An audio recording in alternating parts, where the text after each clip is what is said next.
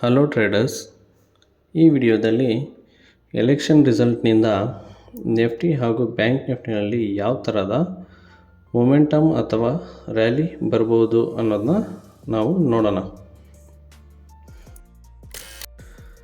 ಮೇ 22 ಲೋಕಸಭಾ ಚುನಾವಣೆಯ ಫಲಿತಾಂಶ ಪ್ರಕಟವಾದ ದಿನವಾಗಿದ್ದು, ಇಲ್ಲಿ ಇದು ಸ್ಟಾಕ್ ಮಾರ್ಕೆಟ್ ಮೇಲೆ ತುಂಬ ಪ್ರಭಾವ ಕೂಡ ಬೀರುತ್ತೆ.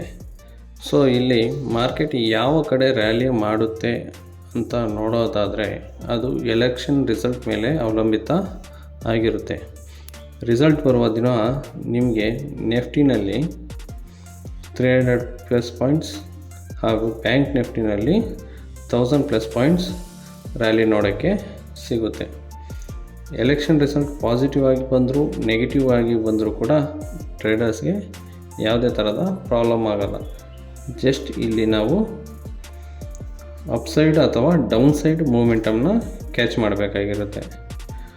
ಹಾಗೆ ಸ್ಟಾಕ್ ಮಾರ್ಕೆಟ್ನಲ್ಲಿ ಇನ್ವೆಸ್ಟ್ ಮಾಡಿರುವಂಥ ಇನ್ವೆಸ್ಟರ್ಸ್ ಕೂಡ ಇದು ಒಂದು ಬಿಗ್ ಡೇ ಆಗಿರುತ್ತೆ. ಯಾಕಂದರೆ ಇಲ್ಲಿ ಅವರು ಕೂಡ ಒಂದು ಬಿಗ್ ಪ್ರಾಫಿಟ್ಸ್ನ ಬುಕ್ ಮಾಡ್ಕೊಳ್ಳೋಕ್ಕೆ ಸಾಧ್ಯತೆಗಳು ಜಾಸ್ತಿ ಇರುತ್ತವೆ. ಹಾಗೂ ಹೊಸದಾಗಿ ಇನ್ವೆಸ್ಟ್ಮೆಂಟನ್ನು ಮಾಡೋ ಕೂಡ ಇದೊಂದು ಒಳ್ಳೆಯ ದಿನ ಆಗಿರುತ್ತೆ. ಸೊ ಟ್ರೇಡರ್ಸ್, ಈ ವಿಡಿಯೋ ನಿಮ್ಗೆ ಇಷ್ಟ ಆಯಿತು ಅಂದ್ಕೊತೀನಿ. ಇದೇ ಥರದ ಕಂಟೆಂಟ್ಗಳಿಗಾಗಿ ಈ ಚಾನಲನ್ನು ಸಬ್ಸ್ಕ್ರೈಬ್ ಮಾಡ್ಕೊಳ್ಳಿ. Thank you.